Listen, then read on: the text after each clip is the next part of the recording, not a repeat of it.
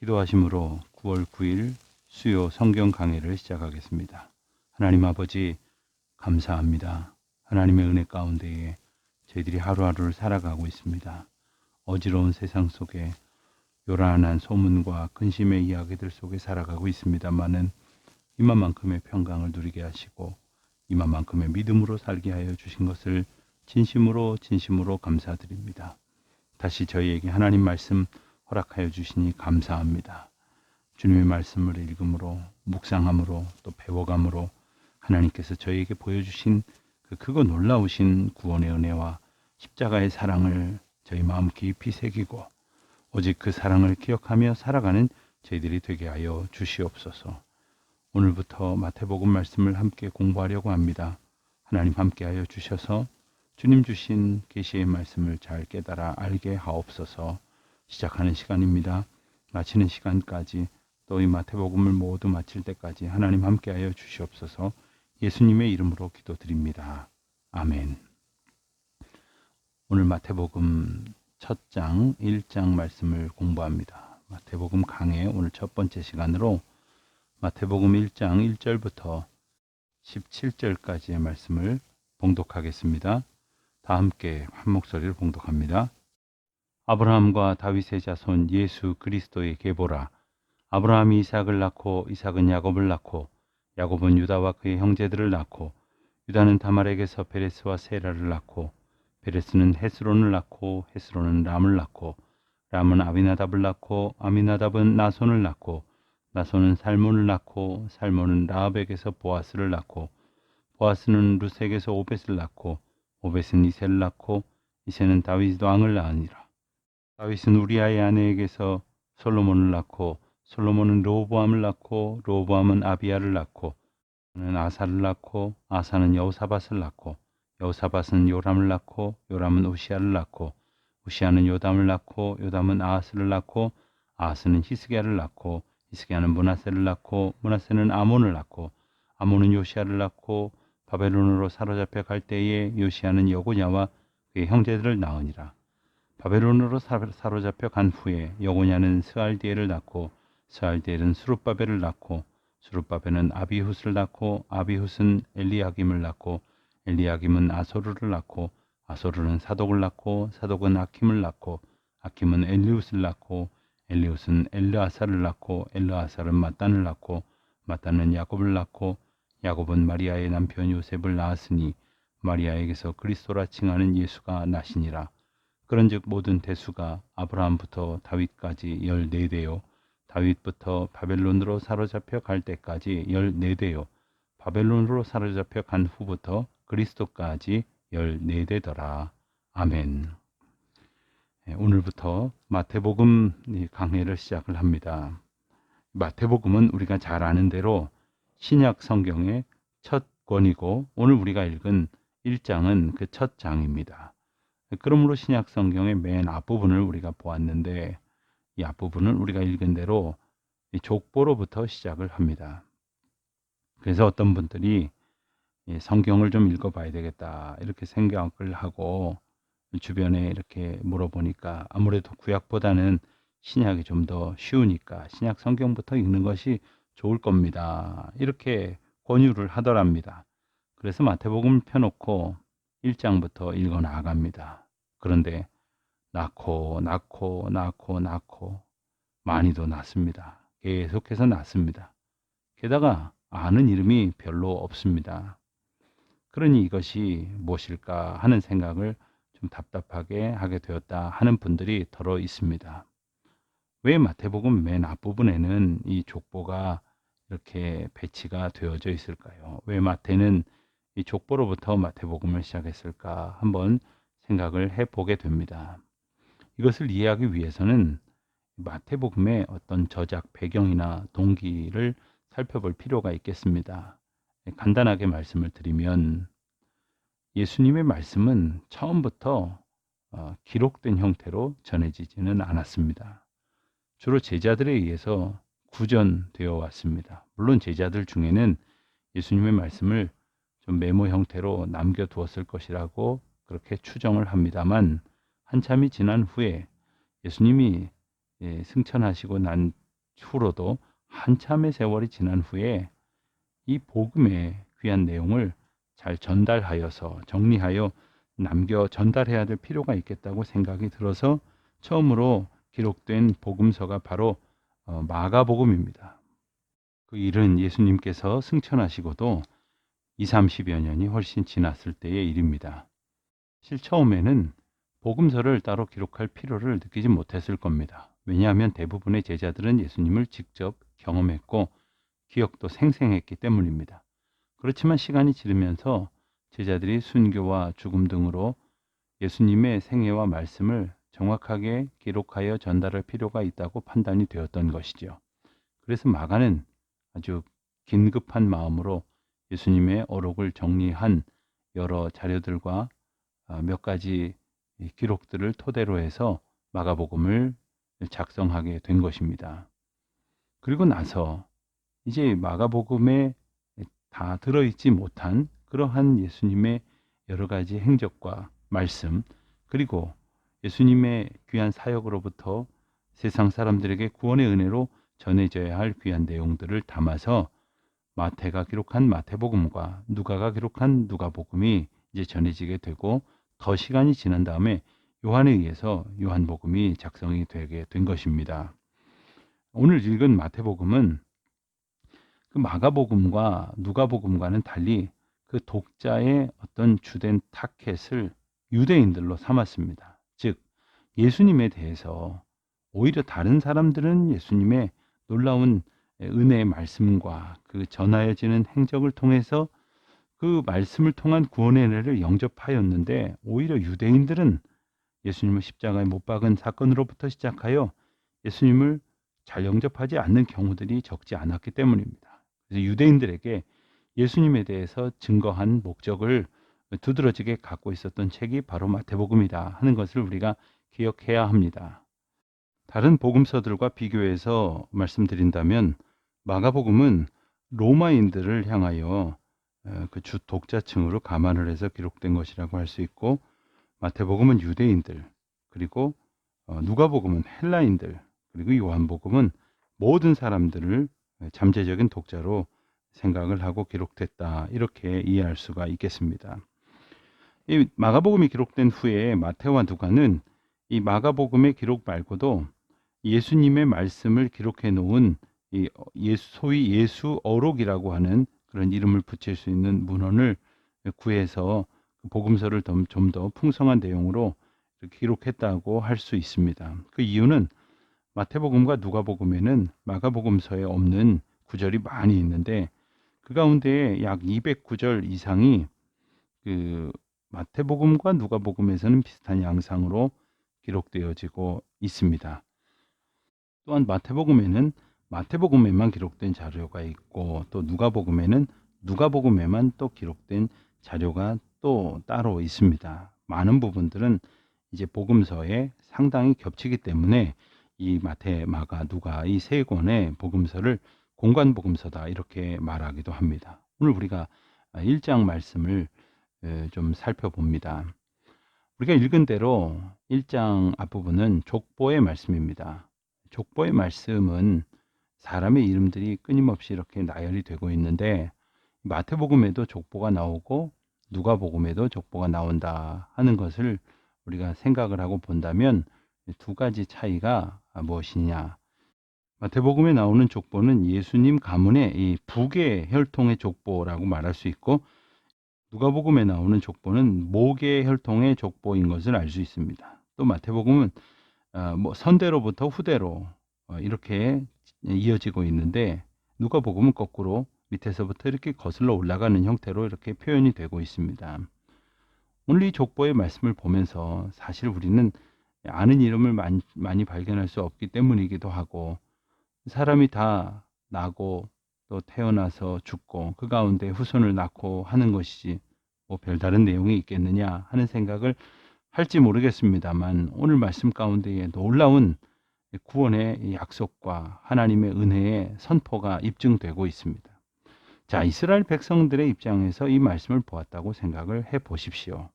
이스라엘 백성들에게는 이 모든 이름들이 다 그들의 조상입니다. 조상들의 이야기이고 가문의 이야기입니다.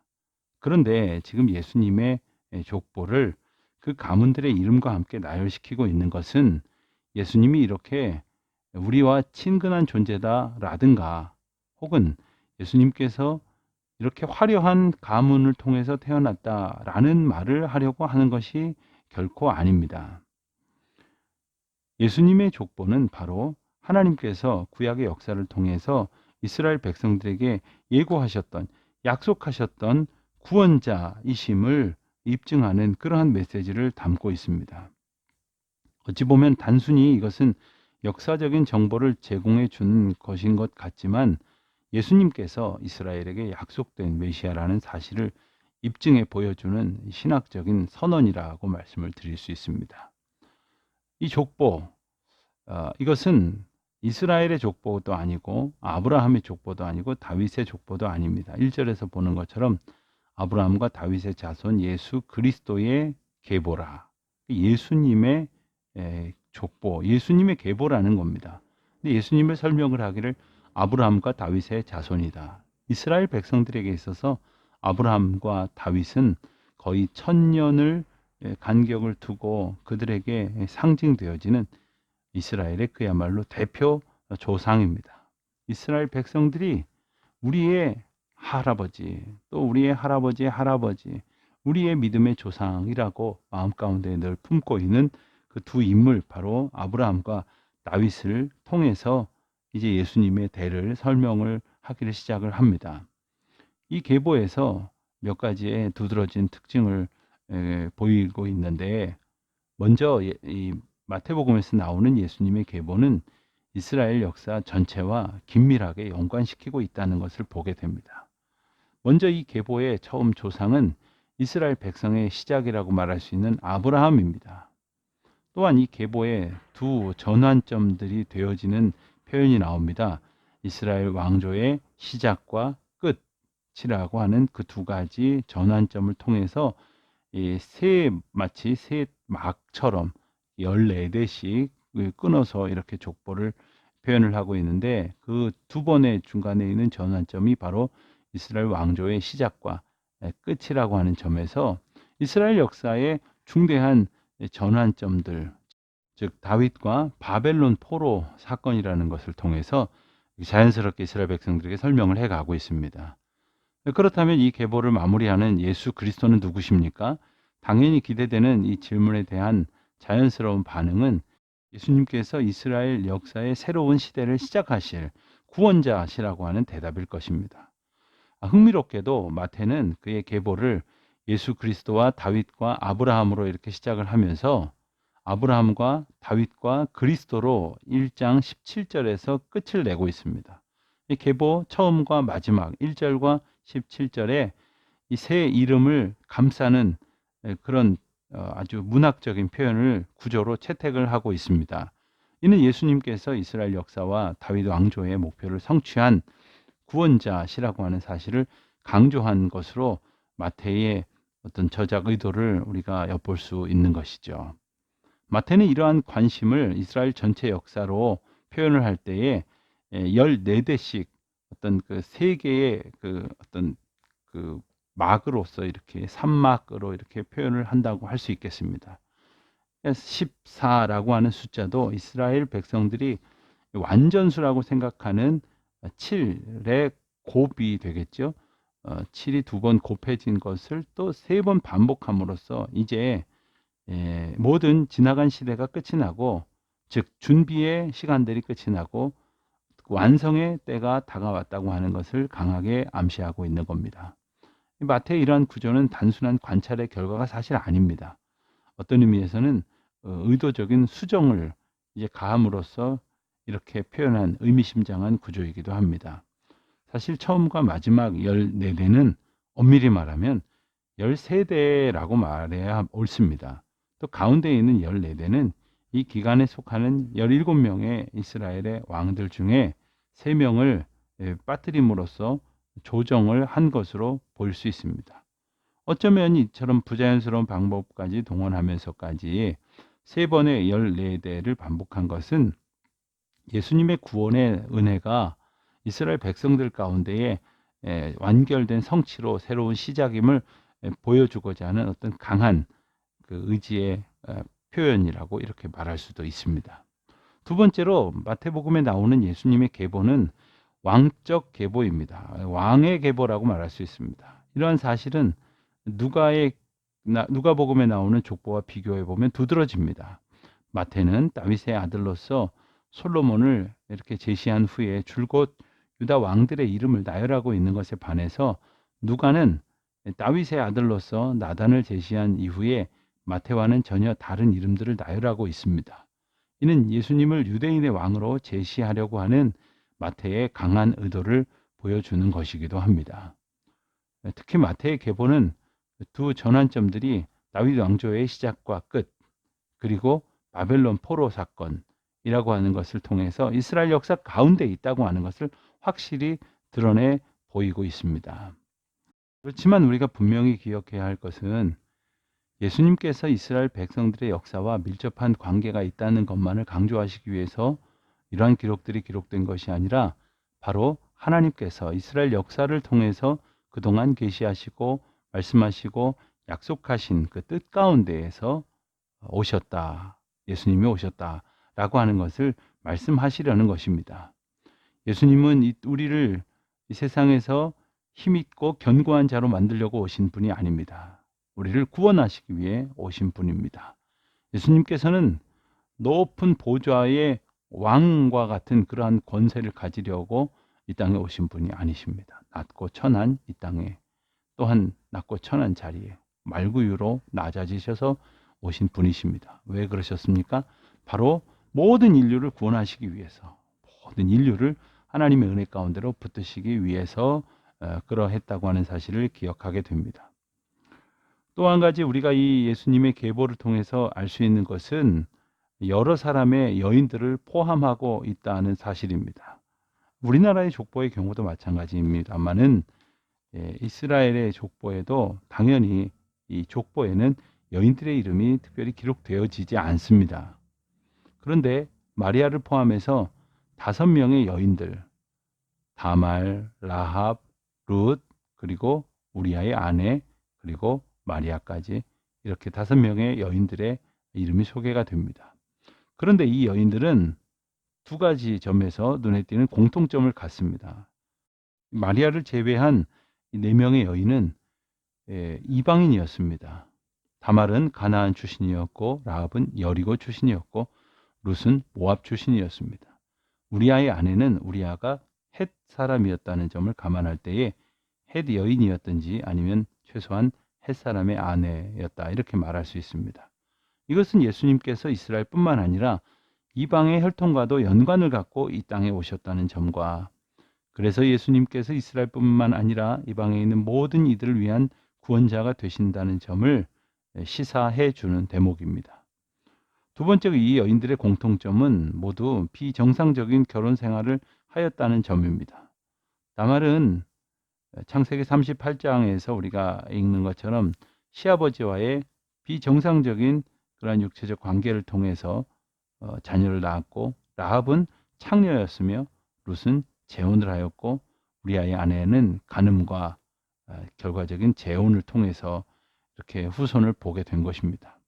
예수님께서는 이처럼 일반적이지 못한 결혼 생활에 경력이 있는 여인들과 연관되어져서 계통을 이어받아 그 메시아의 가문에서 태어났다고 하는 사실, 이것이 우리를 포함한 모든 죄인들을 위한 그리스도가 되시기 위한 구원의 성육신이었다고 하는 사실을 우리로 알게 됩니다. 사실 이 여인들에 대한 사연을 하나하나 살펴본다면 놀라운 일이지 않을 수 없습니다.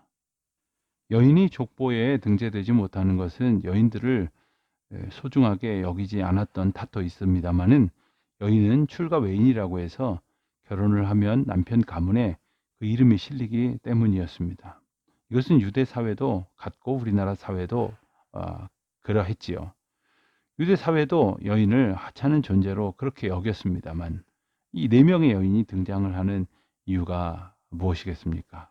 마리아까지 포함하면 이 5명의 여인이 되는데, 그만큼 성경의 족보에 등재될 만큼 유명하거나 뛰어난 업적을 남긴 존재들도 아니었다는 것이죠.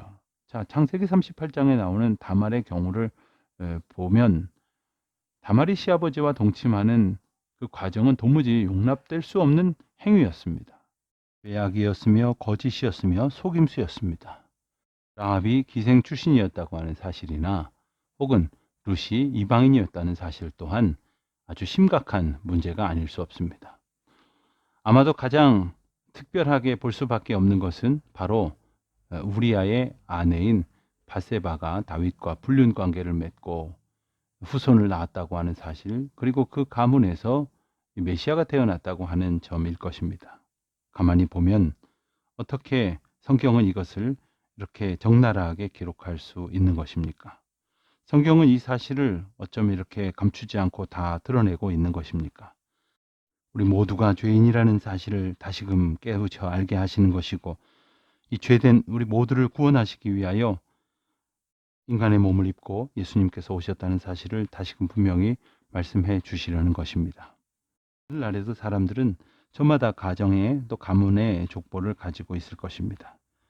그 족보들 가운데에 아주 이렇게 치명적인 죄악을 저질렀던 사람들을 일부러 기록해 놓는 경우는 없을 겁니다. 그러한 사람들은 오히려 가려놓고 감춰놓고 뺄 수 있으면 뺄지도 모를 것입니다. 오히려 자랑스러운 역사를 가지고 있는 사람들로 그 족보를 화려하게 만들고 싶어하는 그런 마음을 우리는 갖게 될 것입니다.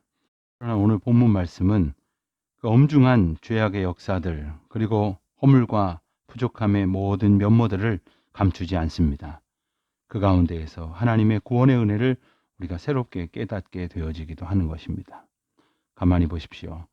다윗은 우리아의 아내에게서 솔로몬을 낳았다고 했습니다. 어떻게 자신의 아내가 아니라 우리아의 아내, 남의 아내에게서 솔로몬을 낳고 그 솔로몬을 통해서 그 대를 이어갈 수 있었단 말입니까? 다윗이 어떤 사람입니까? 이스라엘의 성군 중에 성군이고 모든 이스라엘 백성들이 가장 추앙하는 믿음의 조상 중에 한 사람이며 위대한 이스라엘 역사 가운데 인물이 아닙니까? 하나님께서 가장 사랑하셨던 사람 중에 하나였고, 그리고 하나님께서 내 종 다윗이라고 수도 없이 말씀하셨던 바로 그런 인물 아닙니까? 예수님께서는 이와 같이 하나님의 뜻과 계획을 이루시기 위해서 이 땅에 오셨기 때문에 어쩌면 그 혈통을 초월하고 모든 사람들의 관념과 가치관과 생각과 선입견을 넘어서는 하나님의 특별한 은혜의 방법을 사용하셨던 것을 우리가 알 수 있게 됩니다. 그렇지만 이 성경은 이 여인들이 여러 가지 문제를 갖고 있다거나 도저히 사람들한테 인정받을 수 없는 그러한 신분이었다는 사실만을 주목하는 것이 아닙니다. 이 여인들은 하나같이 하나님을 신뢰하는 모습을 보여주고 있습니다. 다말이 시아버지인 유다를 속여가면서까지 동침을 한 것은 후손을 잇기 위한 것이었습니다. 단순히 혈통을 이어가자는 것이 아니라 하나님의 약속의 가문을 잇기 위한 그러한 열망이었기 때문인 것입니다. 유다가 셋째 아들을 다말에게 주지 않으려고 다말을 친정으로 보낸 것은 하나님의 약속에 관심을 두지 않았음을 보여주는 것입니다. 하지만 다말은 유다를 통해서라도 아들을 얻고자 했습니다. 그것이 바로 하나님의 약속으로 말미암은 구원을 사모했기 때문인 것으로 생각할 수 있는 것입니다. 그래서 유다는 나중에 다말의 이 같은 생각을 알고 다말의 행위가 부정한 것이었음에도 불구하고 내가 나보다 옳다라는 말을 하게 되는 것 아닙니까? 하나님의 약속에 관심이 없던 자신보다 하나님의 약속에 관심을 두고 자손을 바랬던 다말이 더 옳다고 고백했던 것입니다. 여호와 하나님이 택하신 가문에서 자기 자식으로 하여금 그 기업을 잇게 하겠다는 간절한 소원이 다말의 행위를 옳다고 인정하게 한 것입니다. 라합은 또 어떻습니까? 기생이라고 사람들이 더럽다고 비난하는 그러한 말을 들으며 살아왔었겠지만 민족의 반역자가 돼서 생명을 잃을 수도 있는 위험을 감수하면서도 이스라엘의 정탐꾼을 구해줌으로써 하나님 편에 서는 길을 택했습니다. 라합 역시 기존의 여리고에서의 삶이 아니라 하나님을 알므로 하나님과의 관계 속에서 새로운 삶을 갈망한 여인으로서의 면모를 우리가 기억할 수 있어야 합니다. 룻은 또한 어땠을까요? 우상을 숭배하던 고향 땅에서 어쩌면 남아서 재혼을 했으면 편안하게 살 수 있었을지도 모릅니다. 하지만 고향을 떠나서 낯선 땅으로 간 여인입니다. 같이 과부가 된 불쌍한 여인을 끝까지 부양하고 여호와를 믿는 백성에 속하는 일은 자기 인생을 다 걸었던 것입니다. 그와 같은 일을 할 수 있었던 것은 바로 어머니의 하나님, 또 이스라엘의 하나님을 나의 하나님으로 삼았던 것이기 때문이었죠. 그런데 네 번째 여인으로 등장하는 바세바라는 이름의 여인은 본래 남편이었던 우리아의 아내라는 이름으로 등장이 되고 있습니다. 그것은 다윗과 동침한 바세바가 아니라 우리아의 사고방식, 우리아가 가졌던 의미를 높이기 위해서인 것으로 또한 해석할 수가 있습니다. 단순히 지금 이 바세바가 어떤 남의 여인이었다는 부끄러움만을 성경이 말하려고 하는 것이 아닙니다. 우리아는 어땠습니까? 자기의 죄를 감추기 위해서 바세바와 동침하게 했던 다윗의 말을 오히려 사용했습니다. 거부했습니다. 하나님의 말씀에만 순종을 했습니다. 하나님께서 붙드시고 인도하시는 그 나라의 전쟁을 담당해야 될 장수로서 그 사명 가운데만 온전히 집중하려고 했었던 사람입니다. 사실 그것 때문에 억울하게 희생이 됐던 것 아닙니까? 결국 바세바를 내세워서 우리아의 그 희생을 또한 우리로 하여금 보여주고 있는 대목이기도 합니다.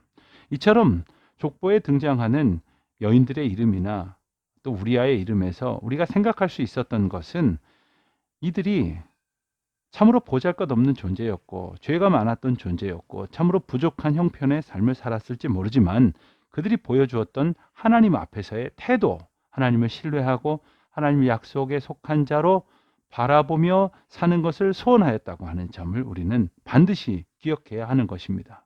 오늘 우리는 어떻습니까?